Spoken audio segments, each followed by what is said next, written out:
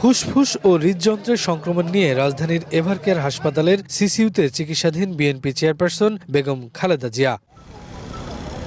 সংকটাপন্ন বেগম জিয়াকে দেখতে শুক্রবার মধ্যরাতে হাসপাতালে আসেন বিএনপি মহাসচিব মির্জা ফখরুল ইসলাম আলমগীর, স্থায়ী কমিটির সদস্য ডক্টর মঈন খান, মির্জা আব্বাস সহ জ্যেষ্ঠ নেতারা। হাসপাতাল থেকে বেরিয়ে বিএনপি নেতারা জানান, বেগম জিয়ার জ্ঞান থাকলেও শারীরিক অবস্থা স্থিতিশীল নয়, তার উন্নত চিকিৎসা প্রয়োজন। এ সময় রোগ মুক্তির জন্য দেশবাসীর কাছে দোয়া চান তারা। যে অত্যাচারটা ওনার উপর হয়েছে বিগত সরকারের সময়, তার রেজাল্ট আমরা এখন পাচ্ছি। এই মুহূর্তে উনি স্টেবল নন।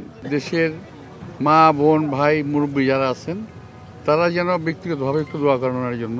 মজলুম নেত্রী বেগম খালেদা জিয়া জীবন সংকটাপন্ন এই অবস্থার মধ্যে আছেন, তবে গতকালের চেয়ে ডাক্তার যা বললেন একটু ভালোর দিকে আছেন। আপনারা দোয়া করবেন আল্লাহ যেন ওনাকে হায়াত দারাজ করেন। প্রধান উপদেষ্টার নির্দেশে বিএনপি নেত্রীর শারীরিক অবস্থার খোঁজ নিতে হাসপাতালে আসেন আইন উপদেষ্টা আসিফ নজরুল ও বিশেষ সহকারী মনির হায়দার। এর আগে বেগম জিয়ার সুস্থতা কামনায় জুমার নামাজের পর রাজধানীর বিভিন্ন মসজিদে বিএনপির পক্ষ থেকে দোয়ার আয়োজন করা হয়। নয়াপল্টন জামে মসজিদে দোয়া মাহফিলে অংশ নেন দলের মহাসচিব সহ সিনিয়র নেতারা। পরে বিএনপি চেয়ারপারসনের শারীরিক অবস্থা সম্পর্কে সাংবাদিকদের অবহিত করেন দলের মহাসচিব মির্জা ফখরুল। গত দুদিন ধরে তিনি আবার অসুস্থ হয়ে এভারকেয়ার হাসপাতালে ভর্তি হয়েছেন এবং গতকাল রাতেই ডাক্তাররা বলেছেন যে তার অবস্থা, শারীরিক অবস্থা অত্যন্ত সংকটময়।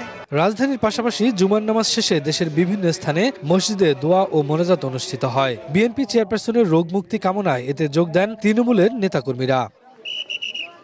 23 নভেম্বর শারীরিক অবস্থার অবনতি হলে বিএনপি চেয়ারপারসন বেগম খালেদা জিয়াকে এভারকেয়ার হাসপাতালে ভর্তি করা হয়। শফিকুজ্জামান রুবেল, সময় সংবাদ, ঢাকা।